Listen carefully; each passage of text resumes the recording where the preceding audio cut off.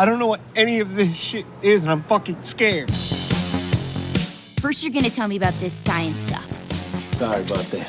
What is a scientist? You caught me like I'm experimenting with Science! It's like magic with electricity. I know that. I'm not stupid. I'm smarter than you. The smartest scientists in the entire world all agree Science is a liar sometimes. Seriously, this could not seem less scientific. Those idiots don't know anything about science. It's science. I believe it's pronounced science. This is the least scientific thing I've ever seen. So I'm just experimenting with them. You be quiet. Thank you, scientist. Before I came upstairs, I said to Amanda, all right, it's Morbin time. She goes, what the hell does that mean? I said, it means I'm going upstairs.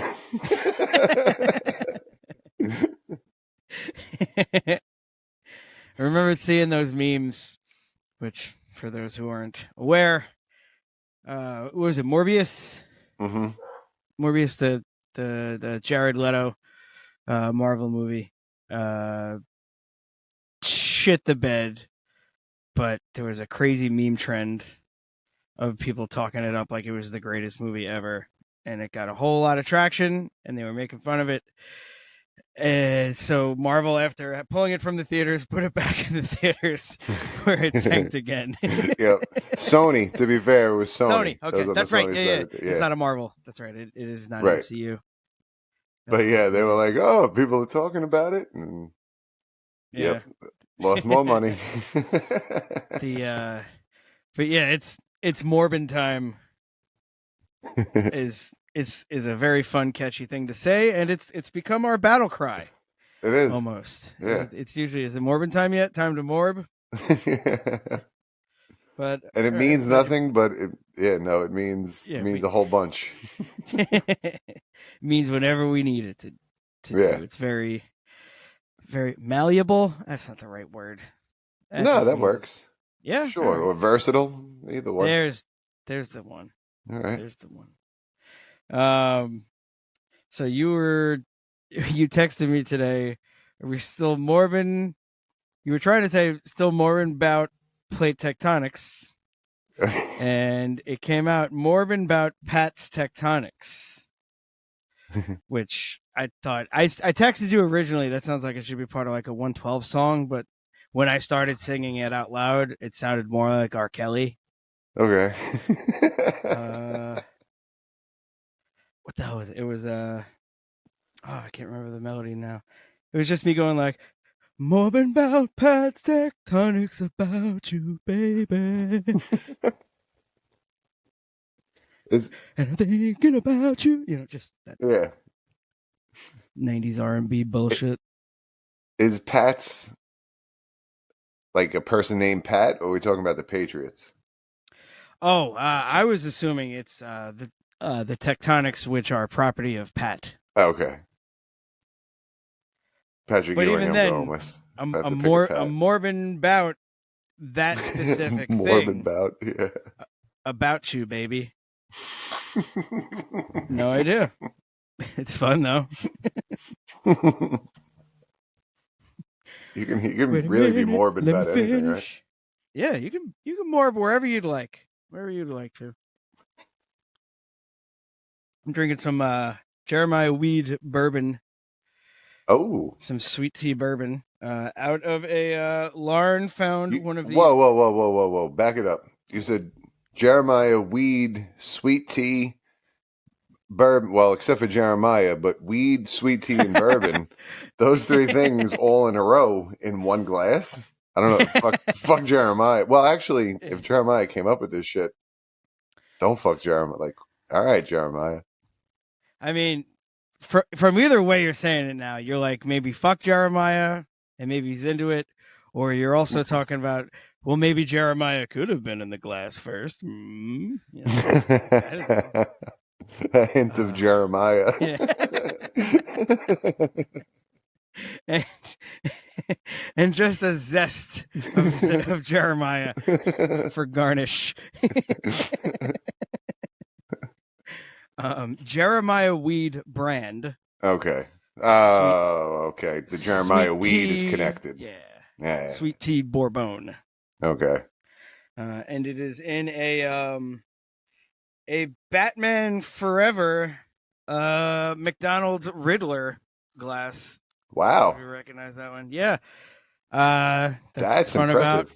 That's what's fun about me being married to my wife is some days I'll just walk out to the kitchen table and something this cool will just be out. I have no idea where it came. I mean, aside from McDonald's 25 years ago, I have no idea where this came from. Guess what I found on eBay?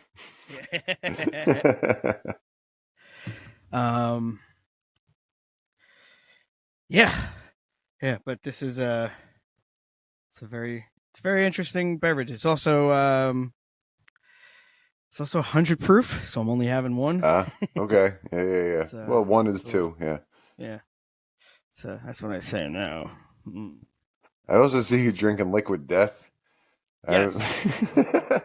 Before I ever knew about that, I was a Ween show, and I wasn't drinking, so I went to the bar and ordered a water, and that's what they handed me. And I kind of panicked. I was like, no. I said water. And she was like, no, yeah, that's totally water. I was like, why is water in a fucking aluminum can named Liquid Death? What's the goal? So their business model is that aluminum is way more recyclable than plastic. So it's better to drink plastic out of can, drink water out of cans than it is to drink water out of plastic. Death to plastic all over their stuff. That's one of their okay. Yeah. That's where the death comes in. Yeah, I was afraid. I was that like you need maybe someone to hand you a pamphlet along with the drink so you understand, because I was scared at first. Liquid Death. Is this just a can of varnish? Right. That's the opposite of water. You're just trying to hand me straight ethanol. No. I'm sorry. I said I was thirsty. Right. I didn't know someone else ordered the nail polish remover. Yeah. I went. I was trying to quench my thirst, not my vision. I am every advertiser's wet dream, because just I fall for any fucking gimmick. Yeah. Like, just, I don't know, it's more fun than seltzer, but it's not. It's just seltzer. We bought chips at the store the other day because Jason Tatum was on the bag. They're fucking spicy. I had one and I'm done. But there he was. What yeah, but your kids at least had. No, my oldest has like a poster of Tatum in his room and stuff like that. Like, yeah. That's totally reasonable. You have an out. Yeah, you just buy it. You have a child. I have a child's brain. But you also have the money to do it. Like, most of my money goes to them in some form or fashion. Your money goes to your child's. Mine goes to my childish impulses. Yeah. Right. I squeeze them in. I really squeeze them in when I can, though. Like, if somehow, like, after a bonus or tax return or something like that, I'm like, I'm getting it. And whatever the fuck stupid thing it is like, this one's for Dad. I got a $300 Skyrim board game. Deal with it. I was like, this is my birthday present. I'm getting it for myself. Yeah, how's that go? Are you winning? Are you beating yourself? How does this work?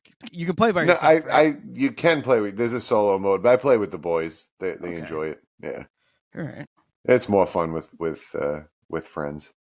Otherwise, you're just rolling dice and going, fuck, yes, fuck, yes. Yeah. So just being in a casino by yourself. Yeah, exactly. Being in a crap stadium by yourself.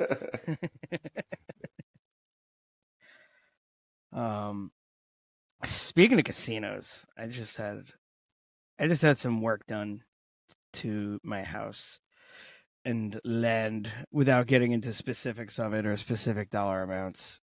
No, but good for you. It's Thank you, awesome. Thank you. I laid out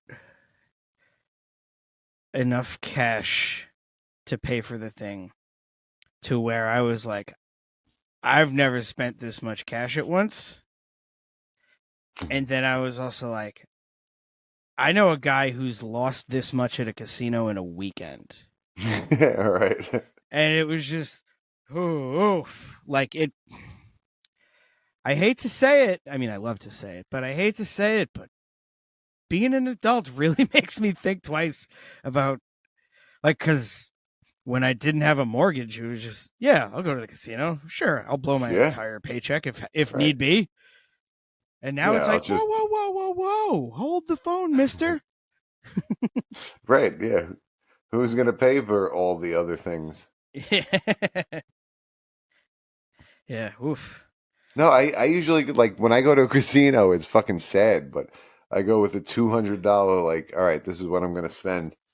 So my options are, whatever, I don't mind, because I just go there, and my goal is to just sit there and smoke cigarettes, but I go to the 25-cent poker machine, like, because this is what I'm doing. I'm not going to a blackjack table, getting 4 hands, and be like, all right, now what? Yeah. Because that was 25 minutes for my weekend.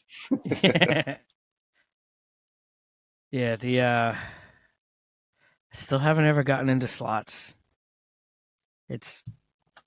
Slots for me is just like sit here and lose your money slowly. I never fucking win at slots. And I'll sit next, like John, for example, I sit next to him and he'll win like thousands of dollars to the point where I'm just sitting there because I'm out of money. He'll hand me 100 because he's so up.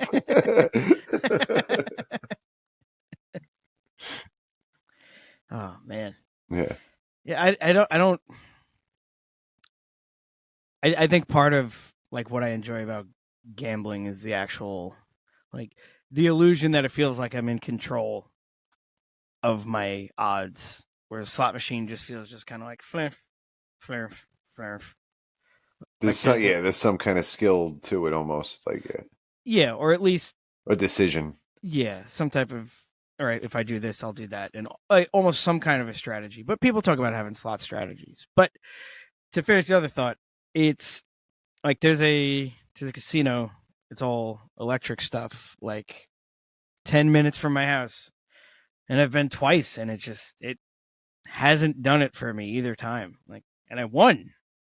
Like the first time I went there, I won like $300. Yeah, So when given the opportunity to, I like to try to do stuff that would seem really depressing.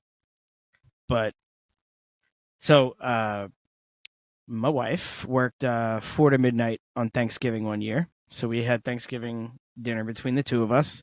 And I had to be up for work at 4 a.m. the following morning. So she left for work. And I was like, I'm just going to get into an Uber and go to a casino on Thanksgiving night when everyone's with their family except these animals.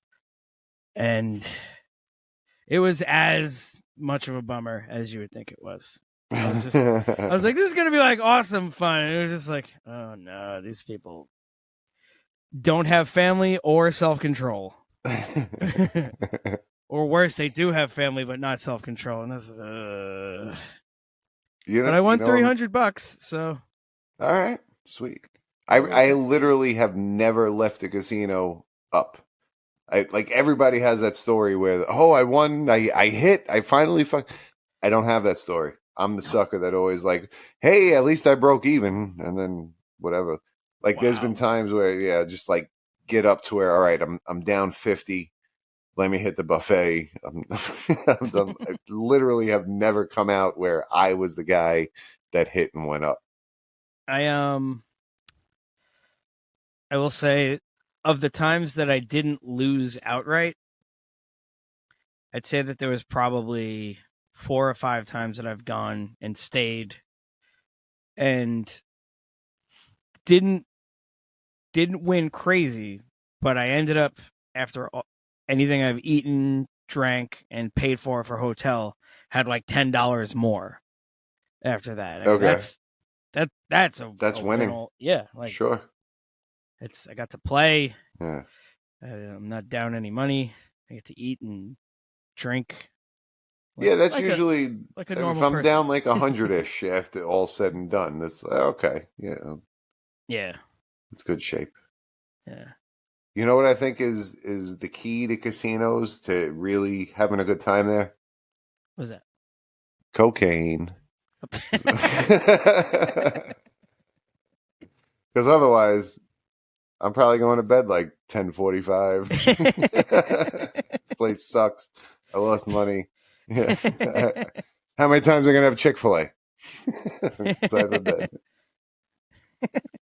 And the answer is you'd be surprised. Usually, yeah, I'm just kind of killing time between when we can go back to Chick-fil-A and it not be weird. Like we went there an hour and a half ago. You can't go back to Chick-fil-A already. Like you gotta. Yeah. I went to Chick-fil-A twice in the same shift. Went back as the same people still working there. I think that might be a Kyle Kinane joke. Deja vu. Like, wait a minute. Let me guess. You'll have the number 3? No, I've already had that. I will have the number 6. Thank you. This is Actually, dinner no. time. Yeah. Is number 3 a dinner time meal? No. Or even better. Let me guess, sir. You want the number 6? No, I've had a lot to drink. I want 2 number 3s. The number 6? No. 2 number 6. A number 6? No. A 3, a 2, and a 1. It's up. That equals 6. So you should just charge me for the 6. Because I'm down $75. Ring me up for a 6, but give me a 1, a 2, and a 3. And don't tell the manager.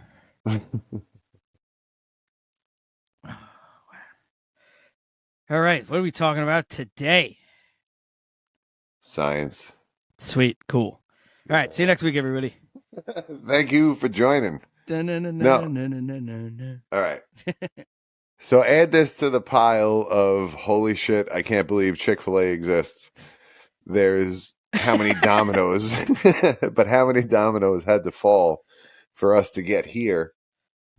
Plate tectonics. Most of the other planets, at least like there's 4 rocky planets total. 1 out of 4, or we're the only one out of the 4 that have plate tectonics. And all of the other. For the record, Rocky Planet number 4 is the one where the planet fights Russia. Yes. And Ivan Drago. Okay. And he gets the crowd to believe, yeah, and we can get along. If I can change and you can change, and then the seasons changed, and it was autumn. Anything he hit, he break. That's my favorite line. But yeah, so there's the 4 rocky planets. They got, like, look at how they all formed. Everything was hot, but space is cool. So the outside of all that shit, as it condensed, crusted over and cooled up. And in most cases, that's all it is. It's just a crust around the outside where, it's a shell where that magma cooled down, and it's just a solid shell that goes up and down. Inside, their planets do have cores and magma and all that stuff, but in most cases, all that stuff is vertical. Where what I mean by that is the magma goes down, it heats up, it comes back up. There's a volcano, and it's all volcanic activity, and everything is vertical and boring. A crustular question. So the crust floats on top of the magma, and does it work the same way that ice floating on water does? That the solid is slightly less dense than the extreme liquid? Density so is the key. Yes. Nice. Yep. Very yeah. nice. Exactly. The more dense stuff sinks down, the heavier stuff, more massive stuff, and that's why the core, for the most part, is iron, because that's one of the more heavy elements that I guess came together naturally and formed the Earth in large amounts. But Now, how many cores are there? ooh, that's a very good question because there's actually some new shit that came out recently. So everybody knows about the four main things that make or the four main layers of the Earth. There's the crust, there's the mantle, then there's the outer core, which is liquidy iron, and then the inner core, which is a more solid thing. So wait a minute, you're saying there's 2 cores? I'm saying there's 2 cores as of, I don't know, 5 years ago. Now it seems like maybe there's 3. There's an innermost inner core where there's more weird shit on the inside of that inner core. So it's outer core, inner core, and inner core? Innermost. Innermost? Yeah. I want the innermost core. Yep.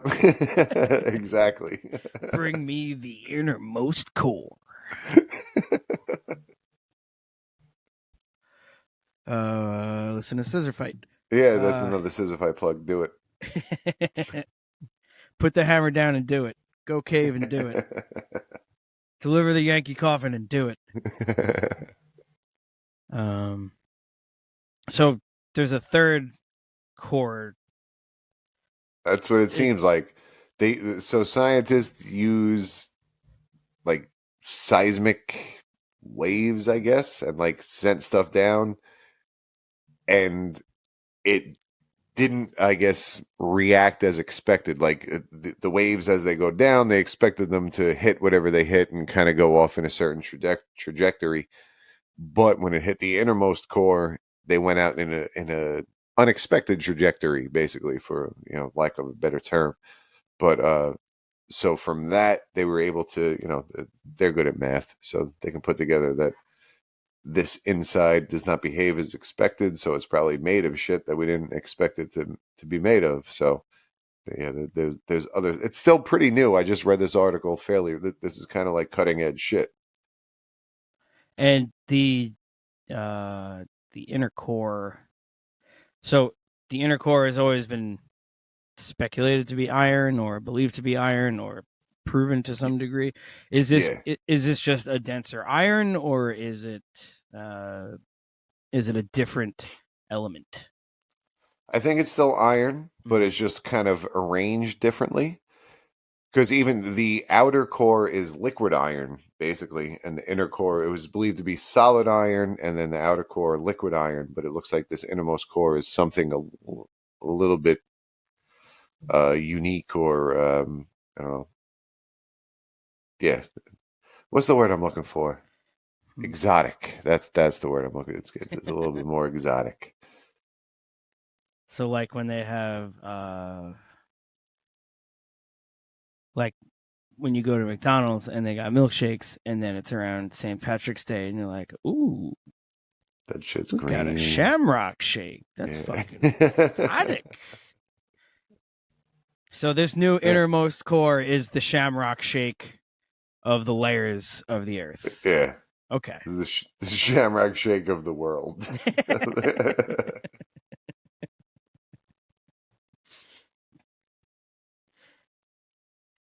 That'd be a fantastic award ceremony to give away, or to go to. Shamrock Shake of the world. I don't know what the categories would be. There's only one nominee.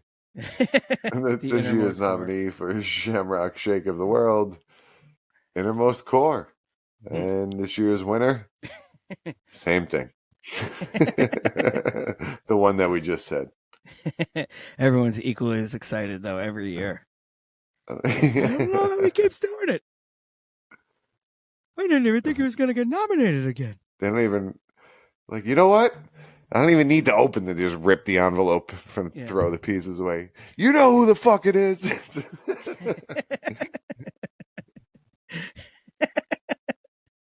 Now, does the whole core show up, or do they just get like a ladle of super duper dense, exotically arranged iron? If liquid the iron. whole core showed up, I think it would be painful for everything. For the core moves from where it is, it'll suck for even like mountains. It'll suck for them.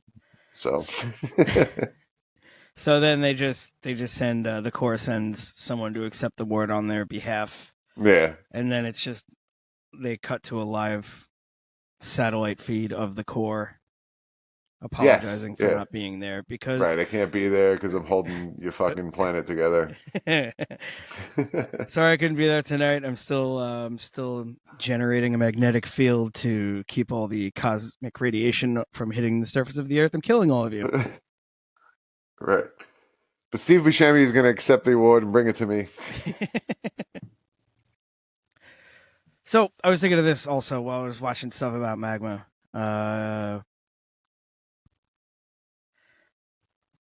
There's no way it hasn't come up in a movie or a show or something like that at some point.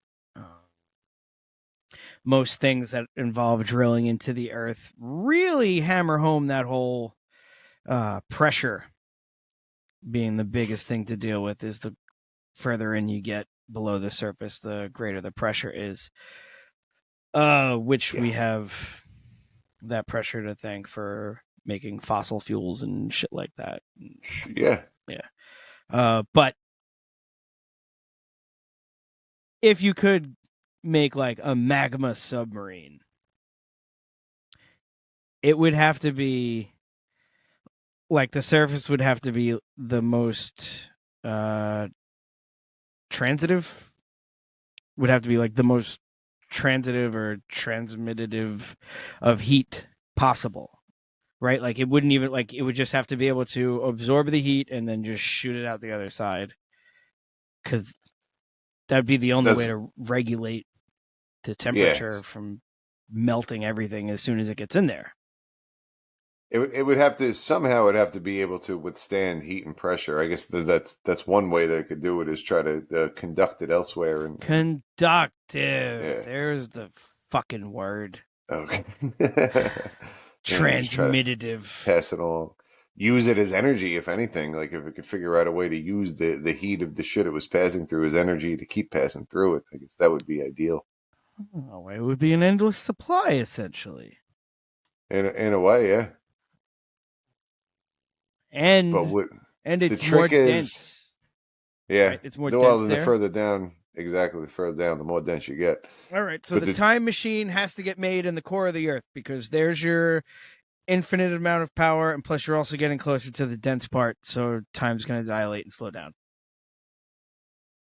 Honestly, I don't understand why we don't use more geothermal energy because that shit is bubbling. It's underneath our feet, and it's kind of untapped. Between that, tidal energy too. I know people like beaches, but like we have to be getting to the point where we're done with beaches. We have pools. There's fucking sharks in the ocean. Like, unless you're like a hardcore surfer, like why are we going to the beach anymore?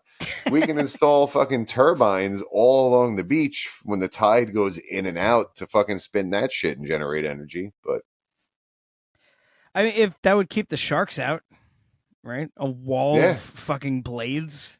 Sure. Yeah, you keep to yourselves, and nobody needs to go near the beach at all.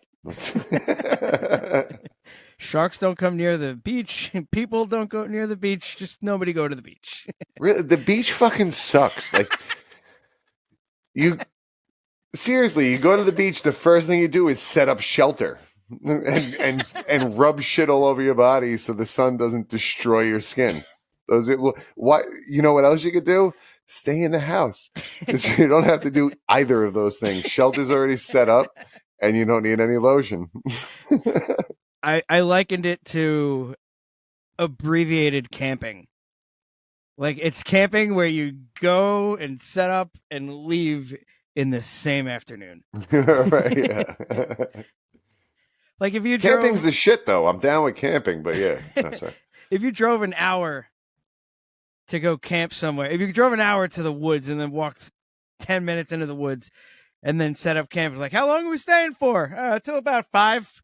It was like, what? You'd be fucking furious. Right, yeah. But I'm one of them. I love going to the beach, and I fall Do for you? I fall for Most setting up people shop do. all the time. I run across in my bare feet as it burns, and then set up, scrub myself with 2 different kinds of lotions. One for the sun, one for the bugs, and then go in the water, but not too deep because that's where things live. Like imagine like someone, I don't know, deer came and played in your living room. Yeah, and like we just You know what I would do? What would you do? I would eat them. You would eat. I would eat those deer that came into my house. Like you just bite. That's my favorite and my least favorite thing about sharks because of how physically devastating it is to people, but how just dopey and dumb it seems by sharks. Yeah. They don't have appendages other than the fins that they Right. use to swim. So if they're curious, they go, what's this? And just fucking bite whatever's there. And that's Right. how they tell. They go, bleh, I don't like that. That was yucky. And then keep moving on with their day. And on above the water, it's a fucking scene. It's a whole thing above the water. But below the water, the shark is like, ugh, broccoli, yuck. I'm never eating there again. Right. To tie in beaches and geothermal energy. So I've been to Iceland, which is technically part of Europe, and to which I always preface it's like it's technically Europe, but I don't consider it. And people go, "No, it's Europe," and I say, "Yeah, that's like if you live in Australia and went to Hawaii and said you've been to America." You know, no, it's That's perfect. Yeah. technically yes, but no. It's but while we were there on one of the tours, we actually crossed onto the European plate. Like there's a North American plate and a European plate directly down the middle of the country. Okay. Oh, cool. Which is why there's a huge, gigantic, active volcano that blew up It's within the last 10 it's years. mostly volcano. That place is like there's a volcano and bars, right? Yeah, volcano, bars, trolls. What's the other thing? The Northern Lights. Oh no, Aurora sweet. Borealis. Let's see what else. Yeah, it's kind of it. Fun fact about I got a lot of fun facts about Iceland that I somehow retained so much shit from this trip in 2008. Which, by the way, if you're ever going to go to a country, go when their economy collapses because you can go cheap. Right. Live like a fucking king. Yeah. But we were there, and there's a big geothermal plant right on the side of one of the volcanoes or the main volcano. It's 70 letters long, roughly, the name. I can't even begin to imagine. Mostly consonants. Yes, of course. Yeah. A lot of K's. Right. And you don't need that many K's and V's in a row. Well, then how are we supposed to make the sound? It's like, all right, fair play. Touche, Icelandic language. But so the geothermal plant is, you go for a tour of that. The whole country at the time was like 300,000 people population, 210,000 of which lived in Reykjavik, which is right on the coast, and that's the capital. But everything's geothermal powered, including all the roadways have geothermal piping running just below the surface. So there are no snow plows ever. There's no salting sidewalks or roadways ever. It's just, it's essentially heated floors outside in the winter. Look at you, Iceland. Right? All right. Yeah. Right? They get such a bad rap because of what the hell's his name? Wolf the dentist, something or other, the coach of Iceland in Mighty Ducks 2. Right. And Gunnar Stahl, that asshole. But I'll always remember that Greenland is full of ice, but Iceland is very nice. From when Gordon Ramsay went on the date with that girl. I like your version better. Rather than Gordon Bombay, it's Gordon Ramsay. Oh, fuck. It is Wow. fucking nice. Yeah. It's fucking Skate awful. faster. Goldberg, this is fucking disastrous. God fucking damn it, I said Gordon Ramsay. The power play is shit. I'm in for that. Right. I'd watch that tonight. Shot for shot remake of Mighty Ducks 2, but it's Gordon Ramsay instead of Emilio Estevez. Yes. And it's rated R because he just says fuck every other sentence. He sure does. He's British, he's allowed. Yeah. It's expected. Fucking cunt. Yeah. Precisely. That means I love you too. Right. In England and Australia, that means hello, stranger, in the polite form. Let's see. Iceland. Gordon Bombay. Gordon That's what we were Bombay. saying. Yeah. Oh, so this island that's like the main character of this book. Not book. One of them picture books you sent me with the audio on the YouTube library. I pushed it. Christ. I hit pause on that book with my fingernail. I don't know. I only had the accent. I had no material to that. What is the name of that island there? It was that Tambora? Tambora. Tambora, yeah. Richie Tambora of Bon Jovi fame. Bon Jovi? Jesus Christ. Bon Jovi. And Bon Jovi to you, my good man. You tell John Boney Jones.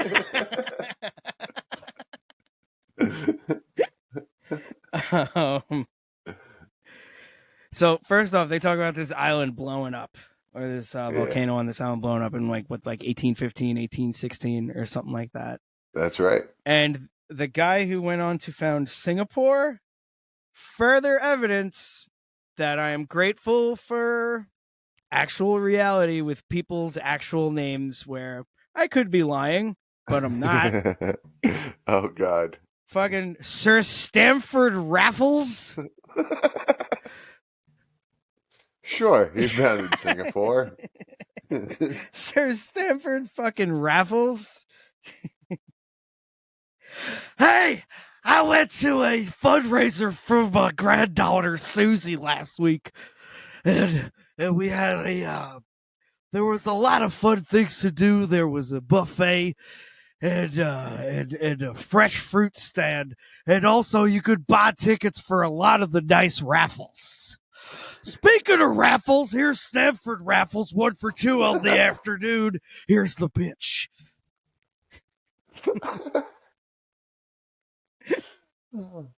And you could tie in Connecticut into there. Oh, yeah, there's another one. Oh, that's the way to do it. I went to a fundraiser in the capital of Connecticut. Is Stamford the capital? I don't know. It is for wrestling, for all intents of wrestling purposes. What else is there? There's, yeah, exactly. Miles and miles wasteland of landfill.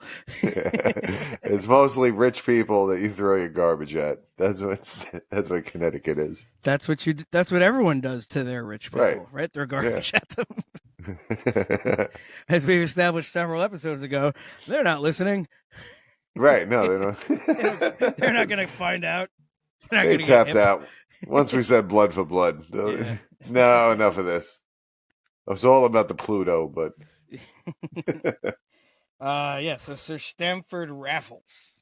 Sir Stamford Raffles. I don't know anything about him. So you're gonna have to continue on to bring us back into.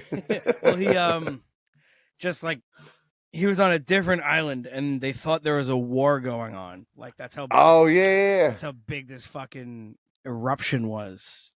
They heard shit and like deployed troops. They thought there were gunshots and like sent troops to go to some place to, not that far away, but they thought it would sound like there was gunshots coming from.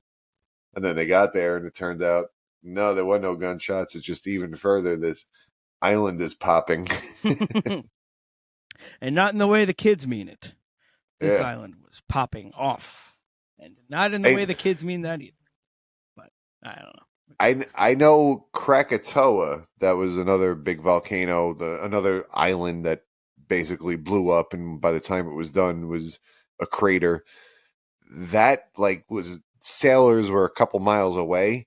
It blew their eardrums out. Like it was so loud that if you were too close, it was physically painful and deafened people. Tambora was like, I think there's a 1 through 10 rating with the volcanism explosivity. I think it's VEI, volcanism explosivity index. But it's like an exponential thing. Like every time you go from 7 to 8, it's like an order of magnitude, similar to the earthquake thing, whatever that the Richter scale. It's kind of similar to that. But like Krakatoa was more like a 7, and Tambora was an 8. So this shit is like the strongest volcano in recorded human history. It was like fucking crazy, and that's why they call 1816 is known as the winter without or the year without a summer, because it just stayed cold and there was famine, and it was the entire planet. Yeah, felt the effects of that, right? Yep, and for a year. That's so insane. Yeah, just from something that happened over the course of a night. Yeah, right? Essentially overnight, the next year the fucking planet got fucked.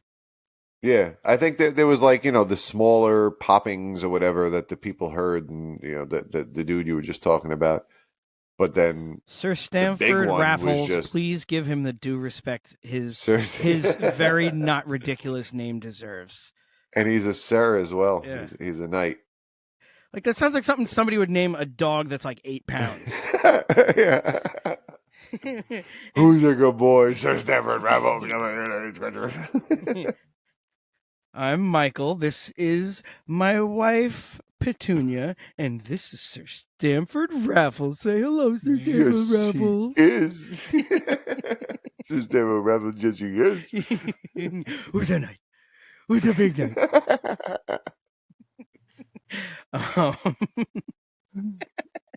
Knew we weren't going to be able to get past this guy's name. But getting back to them deploying troops for how loud that was. And that wasn't quick back then. Like I would have been a soldier 200 years ago. Or even probably. Yeah. I would have been a soldier 200 years ago. No problem. Cause it'd be like, all right, you guys got to go to war. It's going to be a month. And it's like, cool. It might be over by the time I get there. Oh, shucks. Missed another one. Better go get the rickets.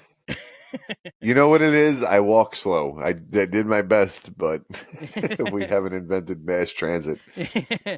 No. The guy with the drum and the flute weren't going fast enough. They were setting our tempo, and they took too long. Yeah. So don't blame me. I normally walk at 60 BPMs. They were playing a solid 41. I was keeping pace. We're a uniform, right? We're trying not to stand out. Yeah. And just that island is like a microcosm example of like a mass extinction events, like hard resets on stuff. Like, oh yeah, much how, what are the Darwin Islands? Galapagos. There we go. Much how those are like self-contained little evolution essentially right in front of you over hundreds of years instead of millions of years kind of thing. This just overnight, this entire culture of people, their language, everything. The ones that didn't die right away starved to death over the next however, and that's it. So, Yeah. and that was just a fairly small island. Like, this could have happened over and over and over again. Yeah. It has happened over and over again. I mean, this isn't what we're talking about, but a weird evolution. There's evidence of evolution in us. Like, humans by nature are lactose intolerant. We can't drink cow's milk. It's just some of us that live near cows that did drink the cow's milk and didn't get sick were able to grow a little bit bigger and maybe attract the opposite sex a little bit better, whatever the case may be. So that gene kind of got passed along to now people can drink milk. But generally speaking, you go to like areas of the like, and this is mostly European where people live near cows, but you go to areas of the world where they didn't really have cows. Most of those people are still lactose intolerant. They never, I guess, got that gene up. Yeah, like there's not my first realization of that type of idea was, why is there no cheese on Chinese food?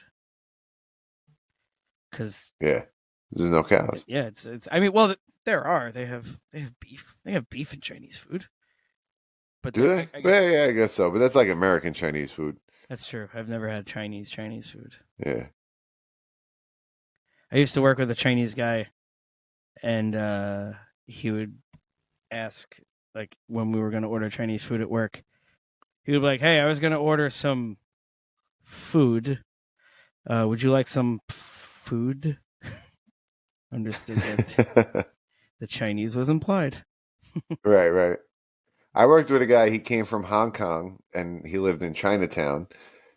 And he used to come in and he would like have soft shell crab or like he would have like all this odd stuff. And I'd be like, where did you get this? And he was like, well, there's the menu that, the tourists get. And then there's the menu that the residents get. So there's a whole different menu in Chinatown. I guess at certain restaurants that, the people that live around there eat versus the bullshit they feed us. Yeah. Just no. Here, go into this other dumpling shop. You guys eat that. Just keep eating dumplings, which I will because they're fucking delicious. Oh, yeah. No hating, but there's just the Chinese. You see how I'm skinny? That's the local menu. Right. You see what you look like? That's because of the sesame, whatever. It's because of all the MSG. It's mad sugary, God. Yeah, I'm gonna need some more sauce on that. So this explosion on Tambora. I took down the notes. So the caldera itself was 6 kilometers across, or 3.7 miles wide, and it lost 1.5 kilometers, or 1 mile high off the top. So 3.7 miles wide, 1 mile straight up. So as we all know, the standard unit of measurement in science is Manhattan. So it would be all of Lower Manhattan. Like, think of if Lower Manhattan was on top of a mountain. Tilted, vertical. All of Lower Manhattan. Wow. That big, just gone in an evening. And then they said 100 cubic kilometers in there. And I was like, all right, well, how many Manhattans is that? And while I didn't find that, I did find a website called The Measure of Things. And I put in how big is 100 cubic kilometers. They have some equally confusing units of measurement, such as 100 cubic kilometers is about 1/40th of a Halley's Comet. Okay. 200 times a Sydney Harbor. 1/25,000th a Gulf of Mexico. Okay. 40,000 Great Pyramids of Giza, which that has real Harry Carey. 40,000 Great Pyramids of Giza. Yeah, 1,000,000 times a Royal Albert Hall. And yeah. Oh, here's the best one. How many bananas? I have one almost as ridiculous. It's about 15 million Goodyear blimps. And then none of I have no idea of the size of any of those so far. Like, well, no, if you take the Gulf of Mexico and you divide it into 25,000, you can clearly. Oh, okay. All right, now I see it. Now that you said it that way. But the last one on the list is it's 15 million Goodyear blimps, and then two below it it's or 45 million hot air balloons, as though like that's the subsect. Like it's like, all right, well, 3 hot air balloons for every Goodyear. And then everyone knows that a Goodyear blimp is 3 hot air balloons. That's standard conversion. Did you pass high school math? Because we all learned that much like tablespoon to a teaspoon, a Goodyear blimp is 3 hot air balloons. Clearly, someone didn't pass in 9th grade.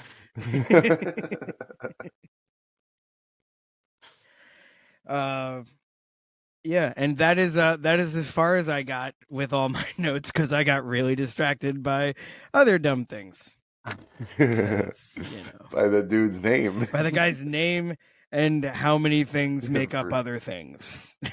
Okay. It's like Dov Davidson, who says, "How much does that car cost, Dad? You know how much this car costs? You could take a trip around the world for how much this car costs." And Dov Davidson says, "Can you just relay it to me in regular terms so I can have a normal human relationship when I grow up?"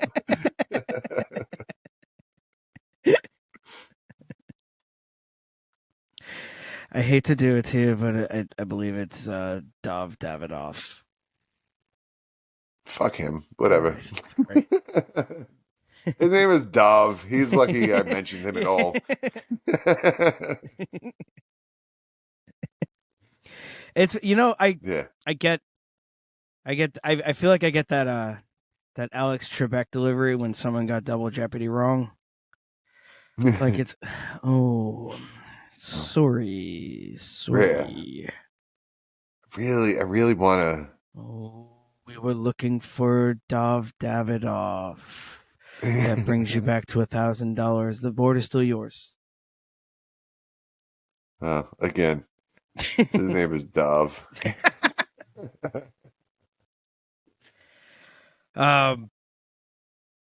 Let's see. So going back to about let's say a half hour ago, most planets have vertical subduction.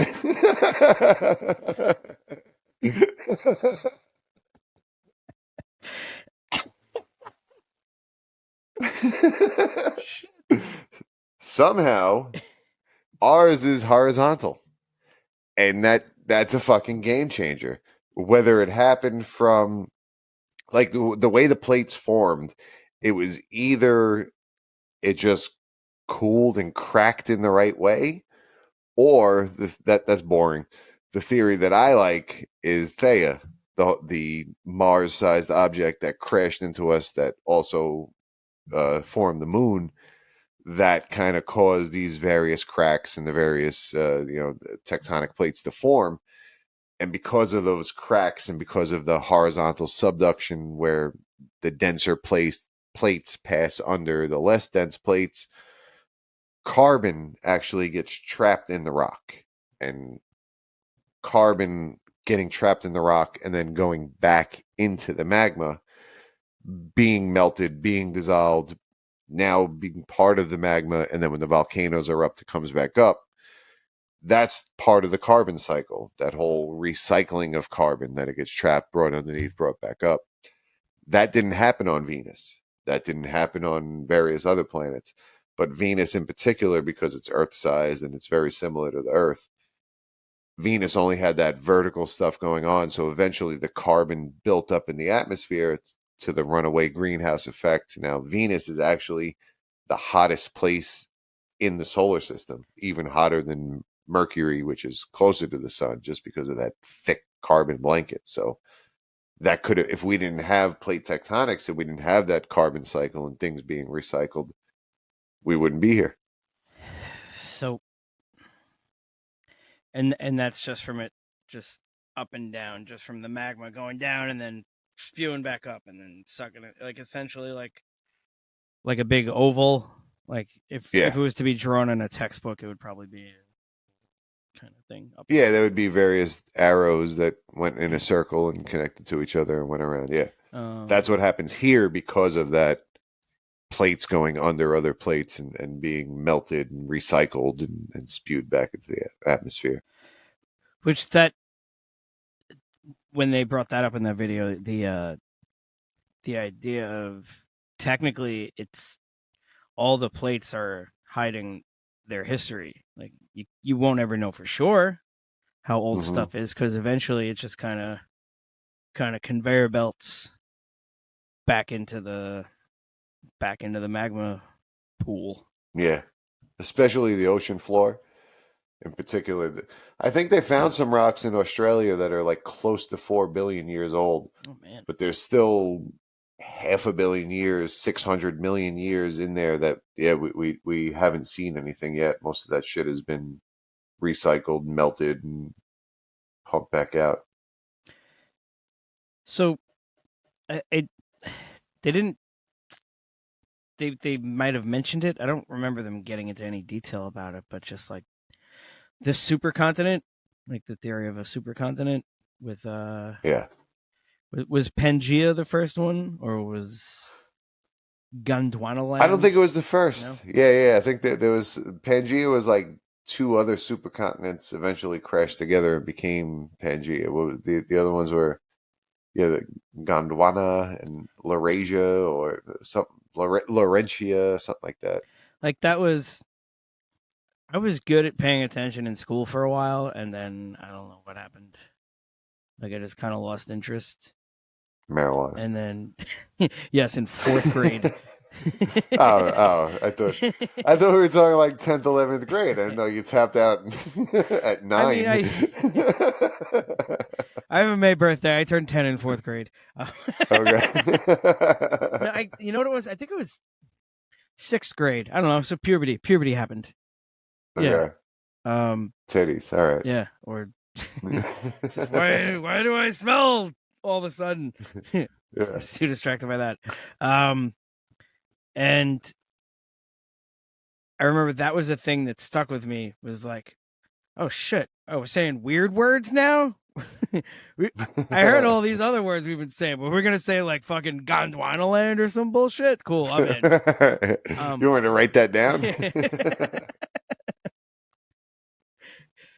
like they asked the question, like, what was one of the names of the supercontinents? Like, don't worry, guys. I got Gondwana land. I got that shit figured out. But I get, so what triggered that question? Oh, did I cut you off? I'm sorry. I was gonna say that's the name that brought me back into this. I didn't care about school until Gondwana land got brought up. Don't ruin this for me. So the Gondwana land outreach program is what got me back in.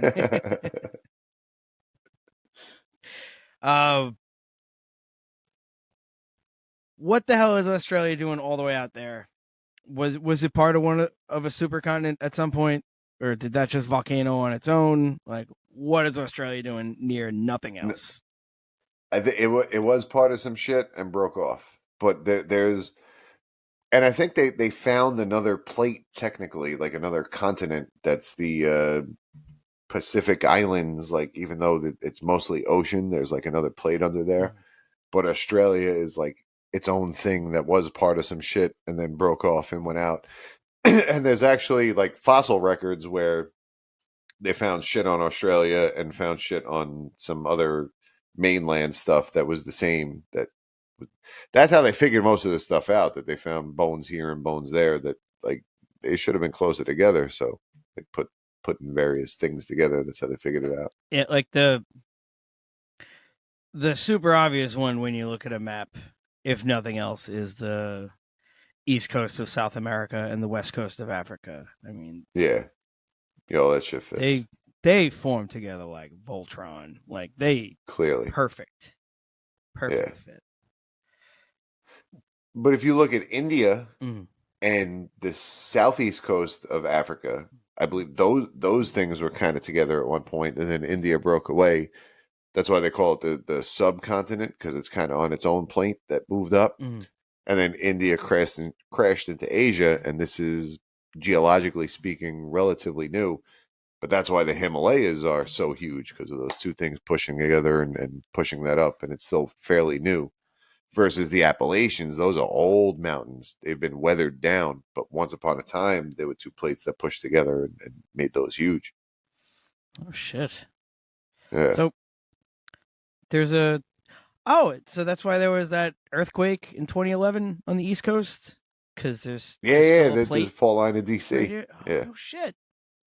Yeah. Oh shit. It's just old and not very active, and for the most part, it's kind of nothing going on, but it's still there. Boy, we picked the right time to be alive on this coast. Yeah. What was let's see.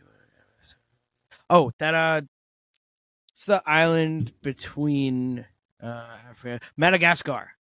So was that part of either Africa or India or the combination of those and broke off, or is that a newly sprung up compared to the other landmass? I think that broke off. It's not like Hawaii where there's a hot spot and that forms out in the middle of nowhere. I think that was actually something that kind of broke off that moves with shit. But that broke off a long time ago. There's a lot of stuff on Madagascar that evolved that you don't see anywhere else. Yeah, like that. They have a similar kind of, like Australia has that to some extent, and New Zealand, Tasmania, have that kind of stuff going on as well, because they're pretty much isolated for the most part. Stuff can't swim that far.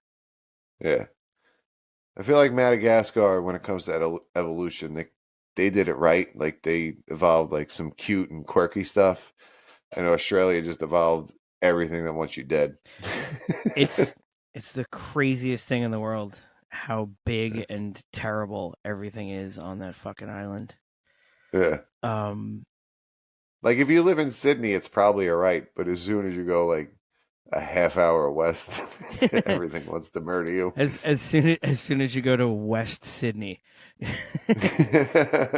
it's just like the Carl Pilkington, to bring him back up, Idiot Abroad, Ricky Gervais's buddy that says wild stuff. Said he doesn't know why people go to Australia. Earth is the rock, and Australia is what's underneath the rock. It's just all the bugs and all the stuff that you don't want to touch. Right. But it's time to get big.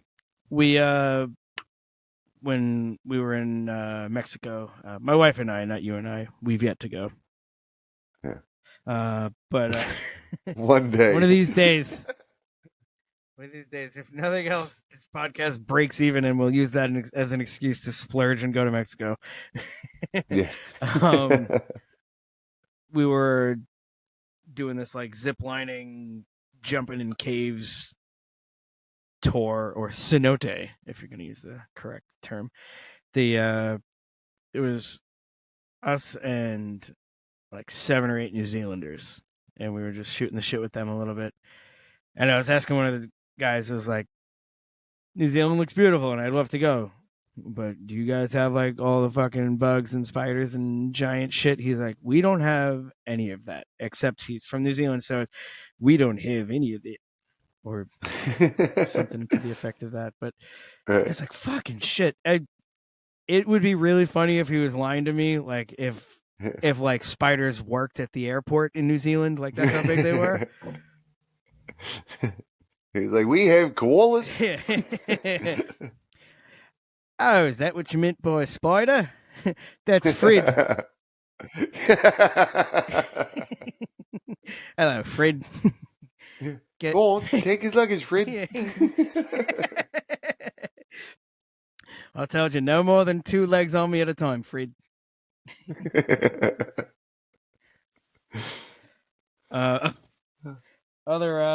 This is a fun, quick segue, and it's also on topic for us. I was looking up the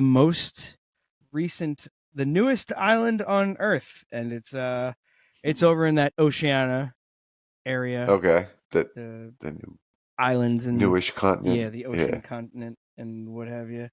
It's part of in the Pacific Ring of Fire. And I was looking at it.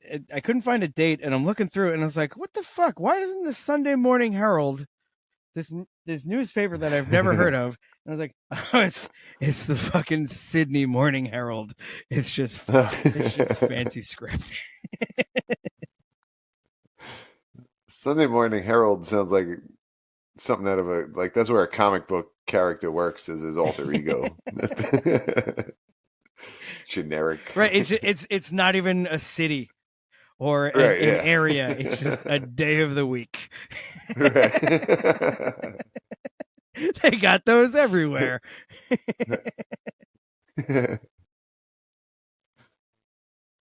Yeah, it's like barely above the surface of the water, and they don't even want to name it yet in case it just sinks back in, because that apparently happens. Right. That's like if you don't tell people that you're pregnant until like the third trimester, just in case. Yeah. You don't want to jinx the island. Yeah, we don't want to get attached to this island.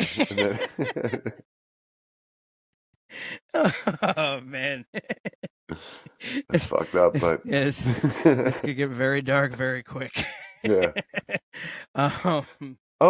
Speaking of very dark, very quick, let's take this in a dark direction. The Pacific Northwest. Oh shit. So, yeah, I'm sorry. At some point, shit's gonna go down up there.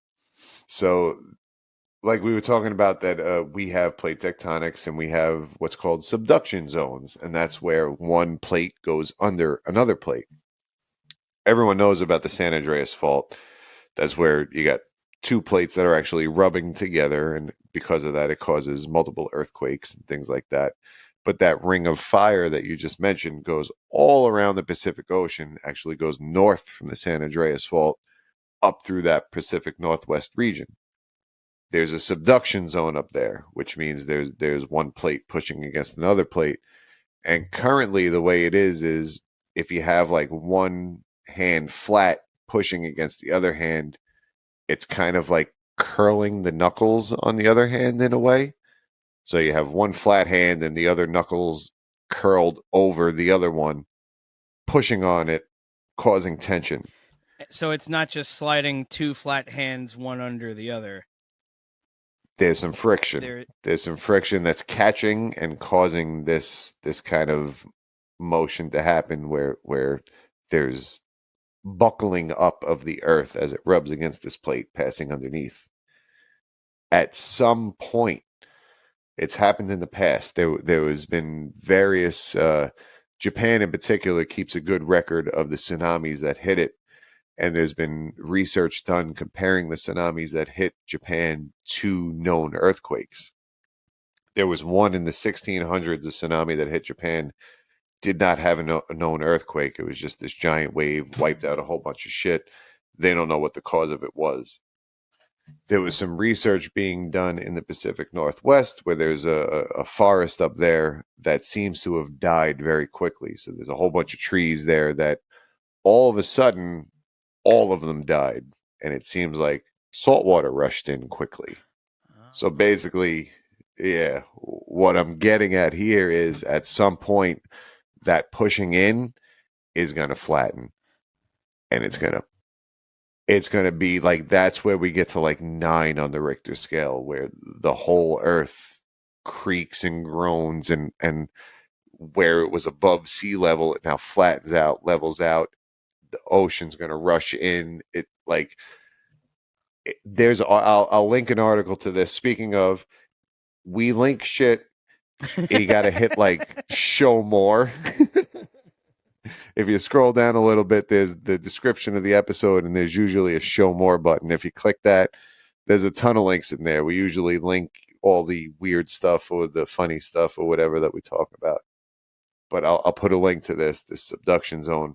But like, depending on how the earthquake goes, we're talking like fucking catastrophic levels of death and destruction for the Like how far Pacific Northwest. inland are we talking? How far inland is going to get it? All like Portland, like all like half of Oregon. Do you think they'll feel like a little shake 'em up in Idaho? Probably, yeah. I would imagine as far as feeling it goes, it's going to radiate pretty far. Which that sounds like the best Steven Seagal movies are going to get from this point. A shake 'em up in Idaho.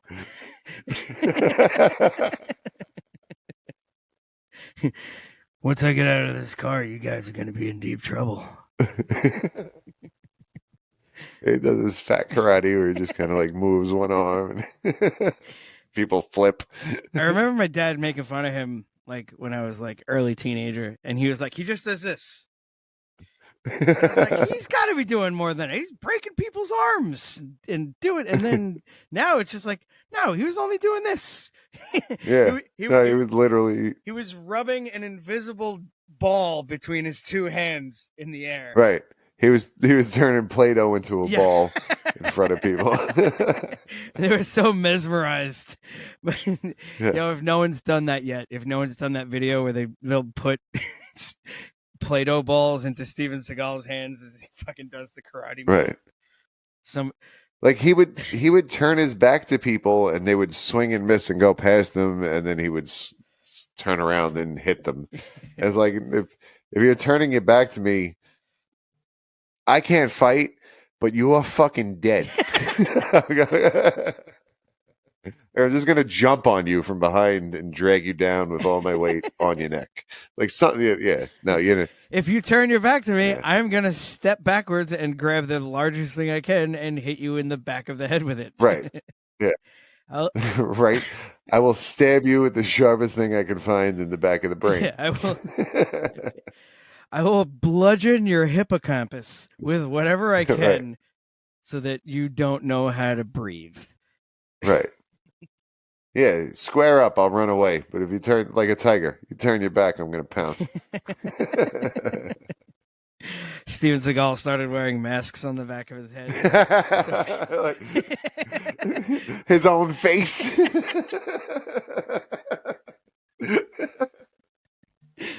They tried putting out the plastic Steven Seagal Halloween mask, but he just bought them all for self-defense. Right.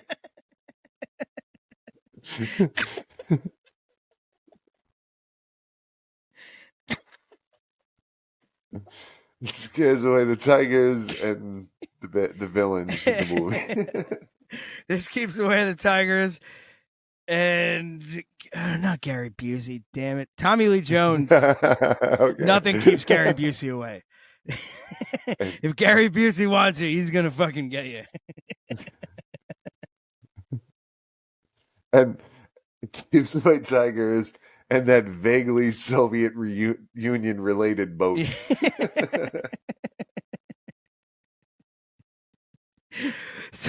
So Under Siege 2, if I could talk about Under Siege 2 for a second. Under Siege 2 was the one that took place on a train going across the United States. And it was called Under Siege 2 Dark Territory.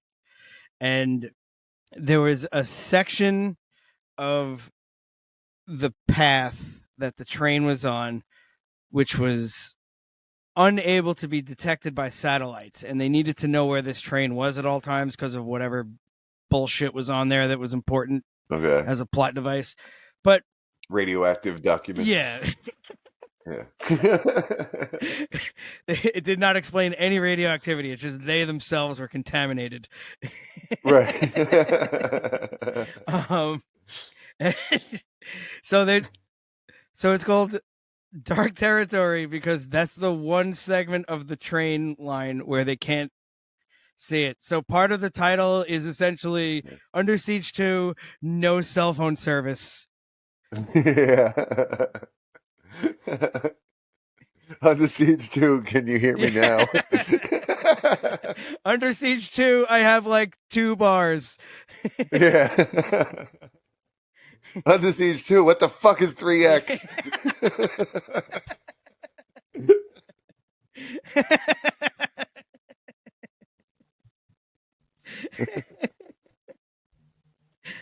Oh.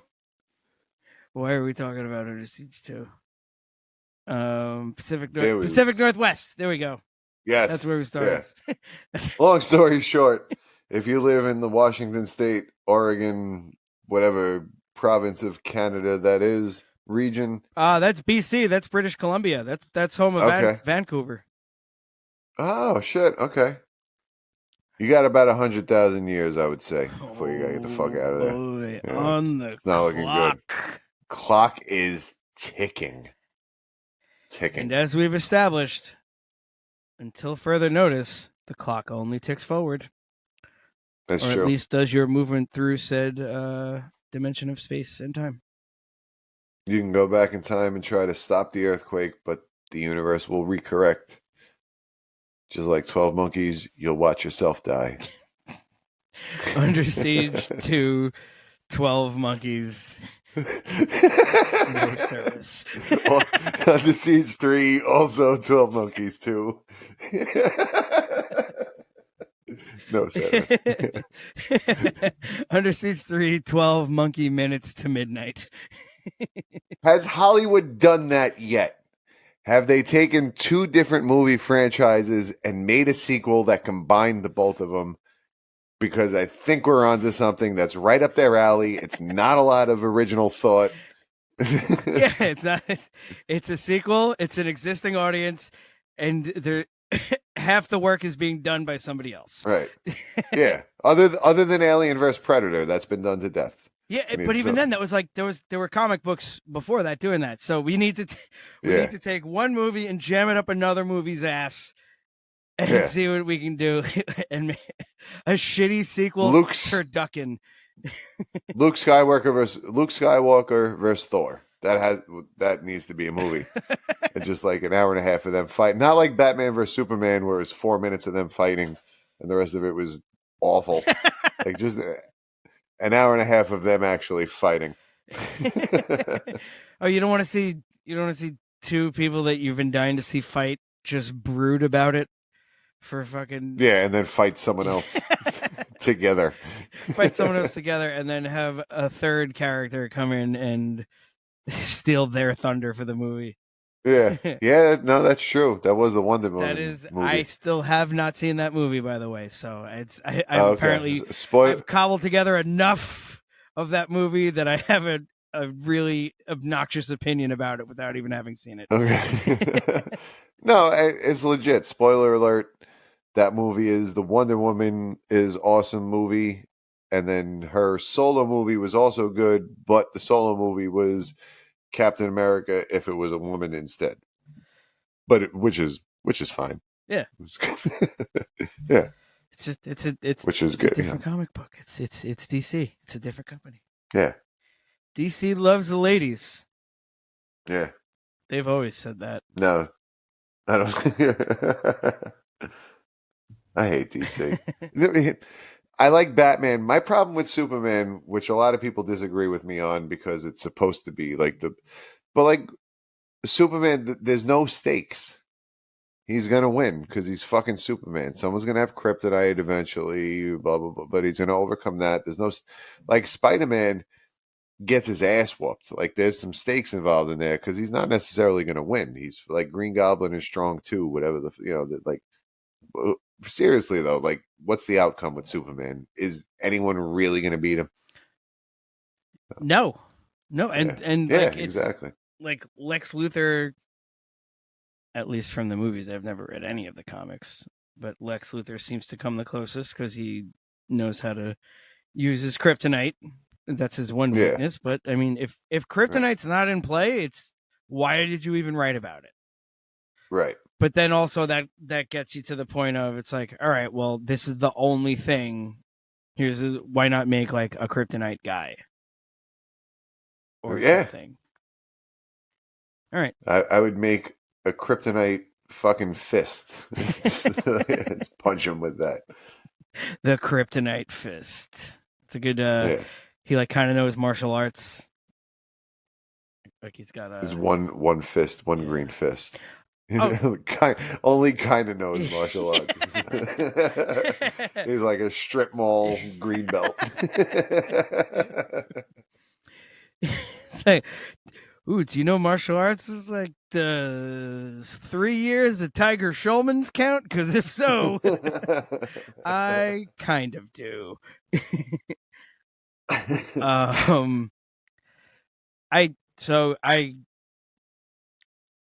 Anime has never grabbed my attention ever. I've seen Akira, which is like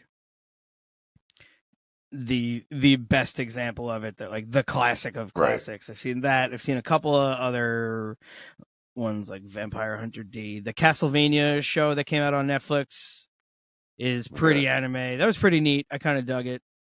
But there's one that I kind of want to check out, and it plays into the Superman thing just because of it's the one called One Punch Man. Okay, and the I've heard whole of thing that. is this superhero is so powerful that he can kill and destroy anyone or anything with any punch. So a lot of the storyline is not what's he going to do. It's him dealing with the banality of life, that this is it. This is my existence. I'm so powerful that nothing even challenges me. And then it's, yeah. So I picked the anime. It's like, oh, that's depression driven. And what's the point? Oh, okay, cool. Got it. Nice. That's why this speaks to me. Okay. Yeah. I was gonna say we have that guy in real life. His name is Mark Henry, and he seems to be happy as shit. He is. Yeah. You think anyone gets named Sexual Chocolate and is sad? Right. His two names are Sexual, or his two alter egos are Sexual Chocolate and the World's Strongest Man. Right.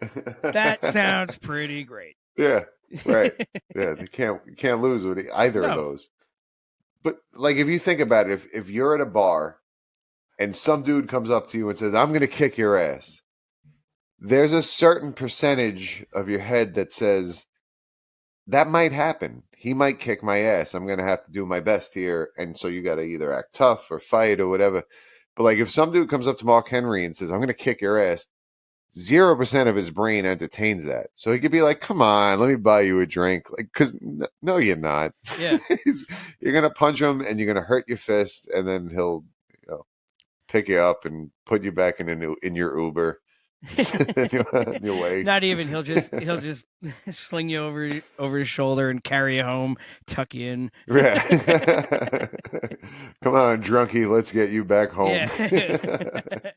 Yeah. Like, can you imagine not be intimidated by fucking anything? Like, or at least anything human. Like, I'm sure Mark Henry is not going to fuck with a polar bear, but like even a black bear, like that's a decent fight, I think. Yeah, definitely. Like it, because you can still kind of startle a black bear away, at least. Like they're very skittish. They don't want to mess around. But if one of their cubs involved, or if it's backed into a corner, it hasn't eaten in a while, it might put a fight up. Right. So yeah. All right. What is the pound for pound best animal for Mark Henry to fight? I think that's what we would. Ooh. I don't think it's anything in the anything like, because he can't fight a gorilla. He can't fight a fucking chimp. They're too fucking strong. No, they're way too strong. Let's see. I'm thinking mountain lion. Mountain lion, yeah. I don't know, dude. Yeah, no, a mountain lion would probably fuck him up. Now that I think about it, the mountain lions are big and they have really big claws. Yeah. Bobcat. Let's scale it down a little bit. Okay. I think Mark Henry could fuck up a bobcat. A lynx, perhaps. Okay. I don't know. They could jump though. They got long ass legs. How about a sun bear? A sun bear. What do those ones do? Those are the Chinese bears. They don't do anything. They're fucking stupid and they're a little bit smaller. They suck. As far as bears go, they suck. They're not good at being bears. Oh man. I almost feel bad for them. It's like you're a bear on a technicality. Yeah. Like not even one of the cool reasons. They're like a step up from panda. Because pandas are the worst bears. They're like they'll actually put their feet above their head and roll down a hill. Like what kind of self-respecting bear becomes Sonic? What in the fucking Winnie the Pooh bullshit is this actual living bear doing? Behaving like a fucking animated stuffed animal.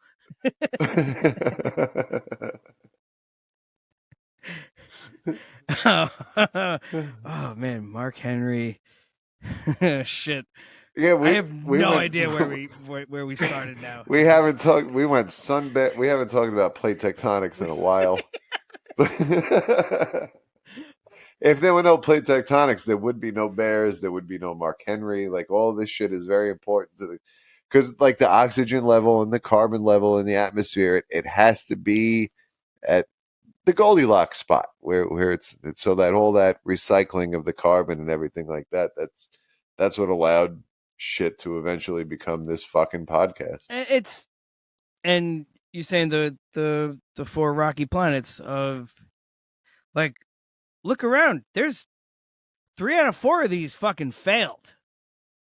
Yeah, like they got to the point where they were at least kind of close by, and they still all fucking failed. Yeah, it's the checklist gets longer with every episode. Yeah. At least in my head, the checklist is as long as it gets. Because the checklist already exists, just the ones that I'm aware of. We're just learning, what else is on the list and shit. Yeah. I guess it's essentially everything that we're finding out. It's just fuck this too. This even had some shit to do with it. Like, so the with carbon getting pushed out and then sucked back down and pushed back out and then sucked back down, like, but still being able to be contained by the greenhouse and the atmosphere, or the greenhouse atmosphere, or whatever combination of words that needs to be right. It's like carbon's pretty much like the blood for Earth. Like it keeps every one of like the smaller organisms alive. It's everything's made of it.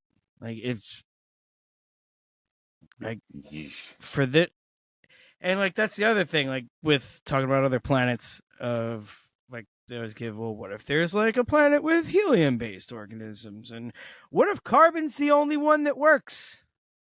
Yeah. No, it very well might be. And that has to do more with the chemistry and how it bonds, and like carbon is very, very good at not only bonding with itself and building these like intricate ladders, but it bonds with all various other react, like CO2. Oxygen is very, very reactive. It everything it touches it fucks with. I mean, that rust is one example of that. That's oxygen. That's oxygen reacting with whatever it touches and creating rust. But carbon forming with the oxygen, CO2, that's what carbon dioxide is. Like that alone right there, if it wasn't for the two of those, right, we're carbon based, and we breathe oxygen, and then we breathe out carbon and oxygen. Our body somehow combines the oxygen we breathe in with, it uses it combines it with carbon, and it sends that out as waste and just shoves it back out the door, the mouth door. Before I forget it, another good name for an underground rapper, Intricate Ladders. Like you just said. This next one features my boy Intricate Ladders. He's got a new LP coming out this fall. Open your mind. Elevate. He's one of those abstract rappers. Shit, we're at an hour and a half, and we barely talked about our topic this week. Plate Tectonics was good. There's other things that happen. Oh, well, one thing I want to talk about that's pretty cool before we wrap it up. So, because of the way the plates move, separating, and the various things that have connected, there are like ocean currents, these large scale currents that revolve or depend largely on temperature. So, like as the water in the north freezes, it sinks and gets cycled down and goes south. It warms up down there, rises to the top, goes north, and like so the Atlantic Ocean, for example, there's a current that brings it down south, comes back up to the surface, and pushes that back north. When Pangea was formed, for example, all these continents that crush together, that changes the ocean currents, that changes the weather, that changes fucking everything. So that like where ice ages come in and various mass extinction events come in that aren't related to some kind of impact, a lot of times it's because of plate tectonics, just the things moving together, changing the ocean currents, changing the weather, changing the carbon cycle. Things die, then the oceans move, or the plates move, the ocean currents change. It gives a new chance for things to come up, and then things die, and blah, blah, blah, blah. Like all of these, again, dominoes that just had to fall in order for us to be here. I mean, there's an argument that we talked about it on a previous episode, the Fermi paradox, that when we look out, where is all the intelligent life? Who's to say that our definition of intelligent is the right one? Because, for example, elephants, they seem pretty intelligent. They live with their environment.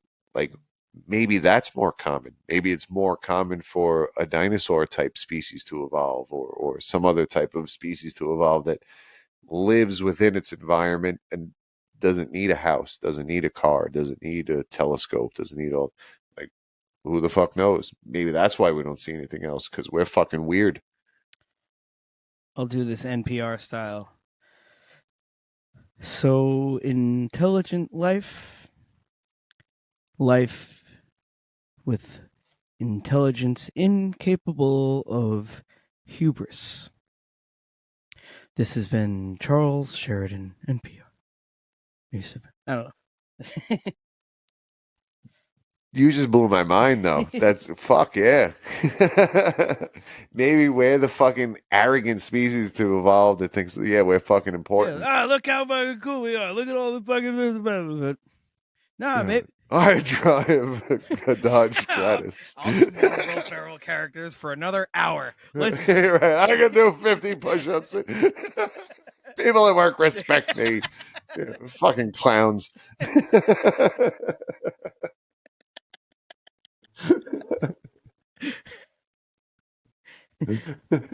Honey, did you know your mother's a lying whore?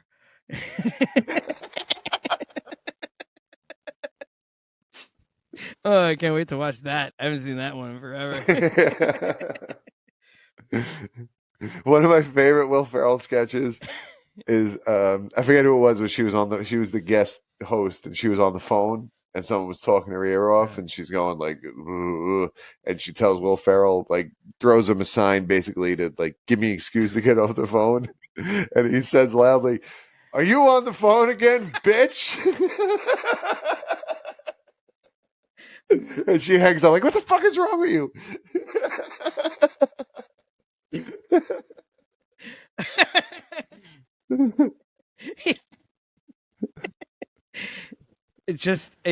It was him being able to just deadpan any of the craziest sentences to come out of his mouth, combined with like Adam McKay was one of the writers, at least for some segment of him being on the show. So it was just that, like, that's why Step Brothers and fucking Talladega Nights were out of control, because it was like, nope, we work well together.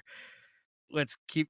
How about The Other Guys? Very underrated, but that movie is phenomenal. It is. If you've never seen It is. It is. I didn't want to enjoy it as much as I ended up enjoying it, because I'm a huge pain in the ass, and I'm trying to not be. All right. No, you know what? You have a refined palate when it comes to film. film. Yeah, film. In the theater. It's pronounced film. Film. Is that Brian Regan? It's pronounced film. I don't know. No, I think that's us. Right, well, I'll take it. That other one that went out in the group text, the Office one, and then we'll wrap it up after this one. The where Pierce Brosnan's coming in for the job interview, and Will Ferrell is just screaming at everybody in the office. Mr. Titanium is like, "You do not talk to me that way. You had this crap in. You call this is bullshit. What did I tell you?" And just slapping everybody and screaming at everybody and stabbing them with tridents. Yeah. That's going to be us as the managers at our dog store. You do not talk to me that way. Oh, shit on the floor. Oh, shit on the floor. Clean this up. Like that's, oh man, I keep saying that's the end, but but that's the difference between dogs and cats. Like a dog, you can kind of scold them and it's like, oh, I feel bad. But a cat, you're like, what the fuck, asshole? And they're like, I don't fucking care. Yeah, fuck you. I'm gonna throw up under the bed. Clean that up later. Hope you smell that in 3 months. Yeah, have fun crawling under here, 40-year-old. All right. So this has been Plate Tectonics. Easily the most informative, under the guise of science, the most informative Plate Tectonics podcast out there. I mean, what are we gonna say? Plate tectonics are a thing. There's volcanoes and earthquakes and magma and 2 cores. 2 core. Yeah, we knew. That's right. We talked about. I want the innermost core. Hand me the innermost core. Under the guise of science. Under the guise of science at Gmail, Instagram, Facebook, and we got some other ones on Twitter and TikTok. What do they do? Yep. At Science Guys, what it do? At Science Guys on Twitter. At Under the Guise of Science on TikTok. On YouTube or at Under the Guise of Science. Right. Nice. We have the same amount of plugs to say now. I feel better. Yeah. Gmail us at the Under the Guise of Science at the Gmail. I think you might have said that, but I said it again. Did, yeah. That's the primary one. That's the one we hope to ignore the most. Yeah. I check that incessantly. If anyone listening wants to email us, we'll talk about whatever the fuck, like, you're number 1 on the list. Email us and we'll talk about that email. Like Plate Tectonics was sent in a group chat, which we accepted at the time, but just it's funny. Like I want to draw the line and be like, no, it's got to be in Gmail. Well, then no one will Gmail us, and we'll just have yeah. So we'd prefer it if you Gmailed us, but I guess send us your topics, however. Gmail just help us keep track of it, because those text groups, you know how they get. Absolutely. Chaos. Yeah. All righty. Like us, rate us, share and us. Click on the see more. Click see more all the time, because not only are you missing out on like the final 3 words of the fun stuff that I wrote in the descriptions, but you're also missing all the links of the stuff that we're talking about to give you context and to show you funnier jokes and to validate the hard work we're doing. So especially the latter. And to put corrections. Sometimes, like, if we mess up, that's just where we put the correction, so we could just gloss over it and go on with the next podcast. But it's in there. And so if the one email we get is, actually you guys were and it's in, if it's in the fucking links of the episode we posted. Actually, Alan Moore wrote Watchmen. Yeah, I already know that. Fuck you. We were talking about Frank Miller, and I got excited and went off. So it's in there. Go to hell. All right. Yeah. Frank Miller wrote something else. Frank Miller He wrote a did. ton All of right, shit, but yeah, Alan Moore wrote Watchmen. Frank Miller's Yes. the man. Alan Moore is also cool, but Frank Miller's the man. All right. It's different. All right. Cool beans. But yeah, they're in there. Email us. Maybe we'll go tell you to. Maybe we'll answer your email. Maybe we'll go tell you to fuck yourself. We don't know. Maybe we'll answer your email, but we promise to tell you to go fuck yourself, regardless of who you are. We'll definitely answer your email. It might be with "go fuck yourself." we'll make that the signature. Go fuck yourself under the guise of science. All right, there you go. That's a good enough laugh to get out on. Yeah. Till next time. I like it.